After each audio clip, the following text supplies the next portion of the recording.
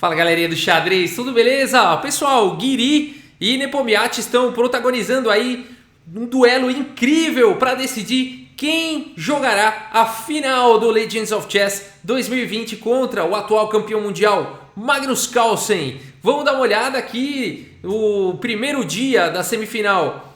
O Nepomniachtchi venceu. No segundo dia da semifinal, de um total de 3, o Guiri venceu. E agora no terceiro dia da semifinal, as 4 primeiras partidas, com tempo de 15 minutos com 20 segundos de acréscimo, terminaram num empate.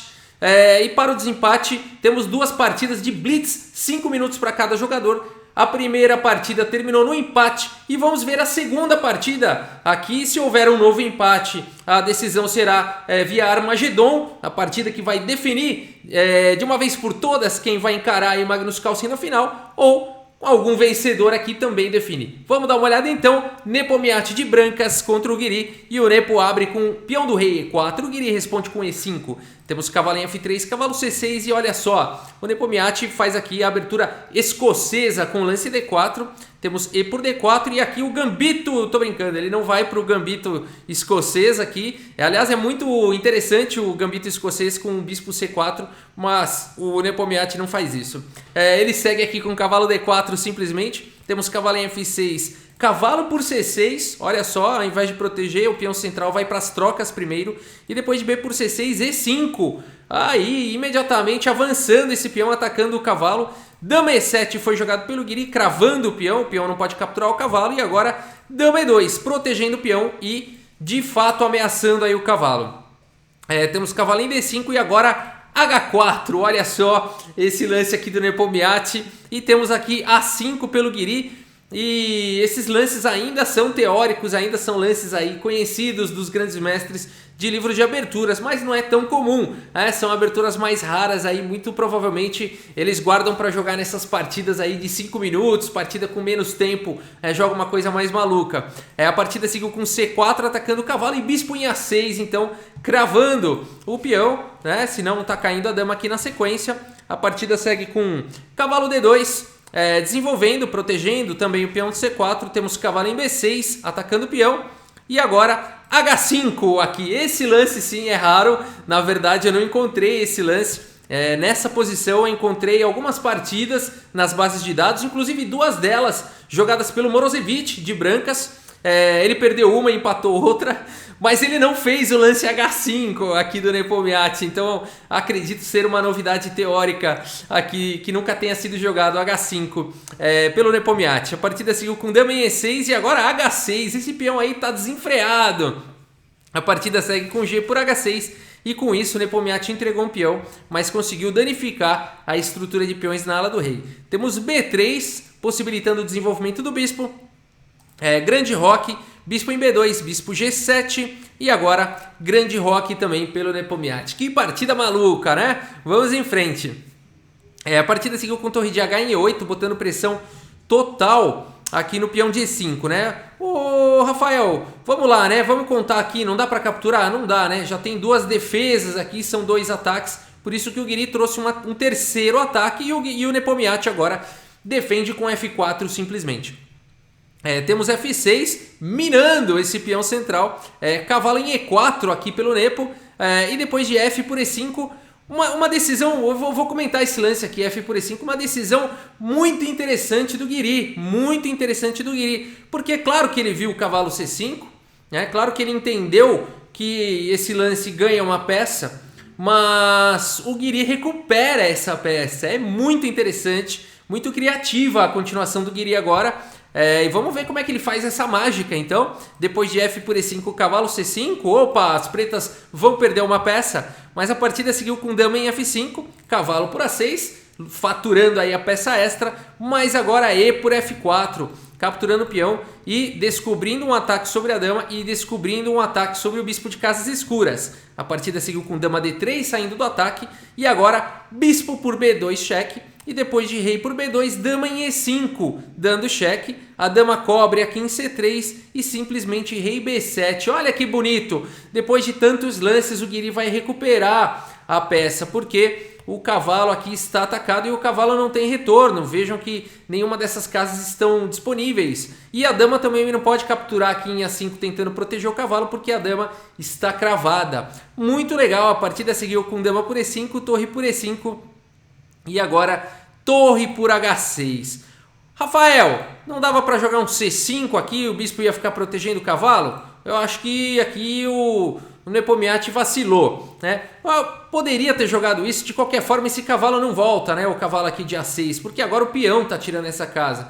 Aqui as pretas seguiriam com o cavalo D5 e esse cavalo aí tá morto, cedo ou tarde ele vai morrer, né? O cavalo virar aqui para E3, provavelmente vai matar o bispo e o cavalo vai cair na sequência. Esse cavalo tá sem volta realmente, muito legal a sequência do Guiri. Por isso que aqui o Nepo foi para cima desses peões da ala do rei com torre por H6 e a partida seguiu com... E aí, rei captura cavalo ou não? Ó, cuidado, cuidado, não pode ter pressa no xadrez, não pode ter pressa. Aqui o Guiri faz a coisa certa, faz o lance C5 primeiro. O cavalo não tem volta, não precisamos ter pressa, a comida não vai esfriar, né? O prato tá ali na frente. Aqui o problema, aqui o ponto todo é o seguinte, né? Se tivesse capturado aqui o cavalo, viria C5, dando um cheque aqui e ganhando uma peça. Aí sim as brancas ficariam com uma peça a mais. Então tem que tomar tem que ter cautela, né? Portanto, C5 aqui um lance muito preciso do Guiri. A partida seguiu com o cavalo por C5 cheque. Esse cavalo vai ser perdido, ele prefere detonar mais um peão. Temos torre por C5 e torre por H7. Legal, tudo igual, 4 peões para cada um, uma peça menor para cada um, 2 torres aí para cada um, uma posição bastante equilibrada depois dessa bagunça toda, muito bonita essa abertura, eu achei, mas bem caótica. A partida seguiu com torre em F8, bispo em E2, desenvolvendo aí o bispo, D6 pelo Guiri, bispo em F3 cheque. Notem que aqui a galerinha já está com o tempo curto, né? Tanto o Nepomniachtchi quanto o Guiri já estão com o tempo curto. Depois vamos comentar D6, mas aqui o Nepomniachtchi perdeu a chance de capturar esse peão tranquilamente, sem nenhum problema, né? Com torre por D6, uma vez que o peão de C está cravado. Então aqui era um almoço grátis, mas o Nepomniachtchi preferiu não capturar ou não percebeu e seguiu simplesmente com o bispo em F3 cheque e depois de rei B8 agora o peão está protegido, agora não está mais cravado o peão de C7. A partida seguiu com torre E1, de qualquer forma muito boa a continuação aqui do Nepo. Cavalo C8 pelo Guiri, não permitindo a torre na sétima, a segunda torre na sétima, né? A partida seguiu com torre em E6, quem sabe essa torre pode manobrar para colocar as 2 torres aí na sétima horizontal. Temos torre G5, não permitindo a entrada da torre aqui em G6. Temos rei C3 melhorando a posição do rei, torre de F aqui em G8 e torre F7. Então aqui colocando pressão no peão de F4.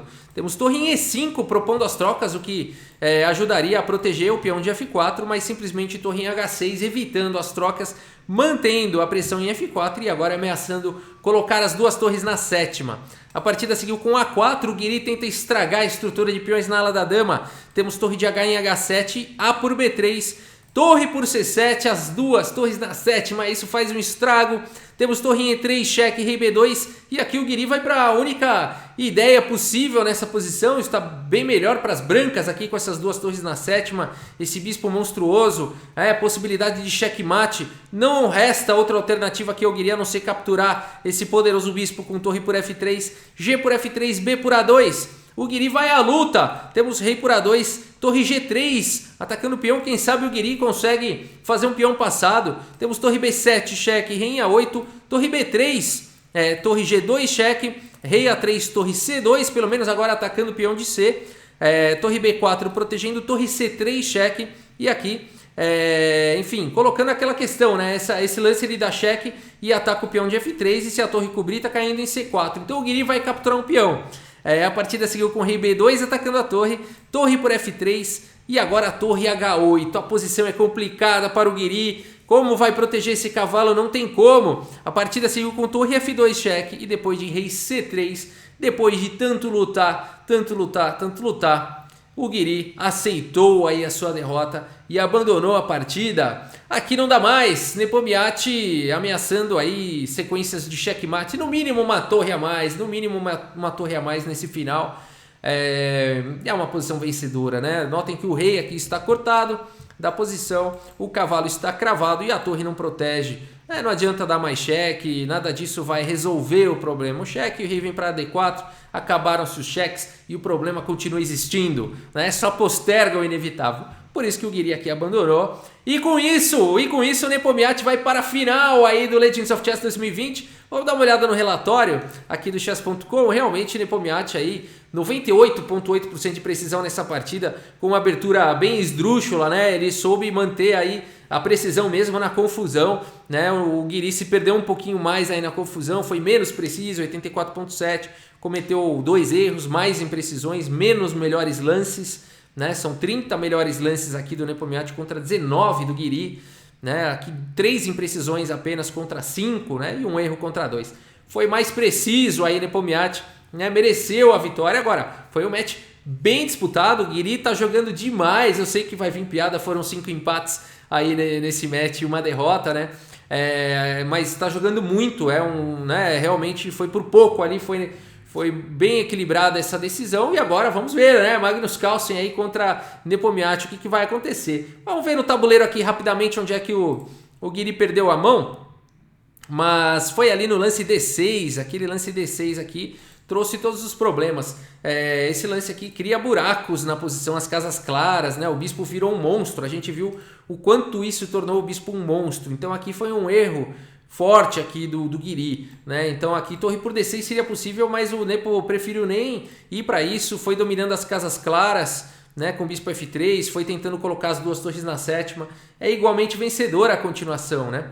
Aqui o Guiri poderia ter jogado C6, invertendo a lógica, né? Aqui botando granito na diagonal de casas claras, né? Então aqui depois de bispo F3, rei C7, colocando o rei numa casa escura, protegendo o peão, o cavalo também está protegendo o peão, muito mais sólido, né? Agora com pouquinho tempo no relógio não deu para o Guiri acertar a mão aí. Aqui poderia seguir normalmente, torre de D em H1, torre de C em F5, rei C3, A4, de uma forma até parecida como seguiu na partida. A diferença é que o bispo não teria todo aquele espaço que ele conseguiu na partida. Então esse simples detalhe, ao invés de D6, C6 faria toda a diferença e o Guiri poderia sobreviver aí, ou até ganhar, né? Ou seja, haveria chances aí para os dois lados, né? Mas é isso, não deu para o Guiri. E aí, vamos ver então as finais aí do Legends of Chess 2020, Nepomniachtchi contra o Carlsen. A gente segue aí no canal Xadrez Brasil, trazendo mais partidas para vocês, tá bom, pessoal? É isso. Muito obrigado pela sua audiência, um grande abraço para todos vocês e até a próxima. Valeu!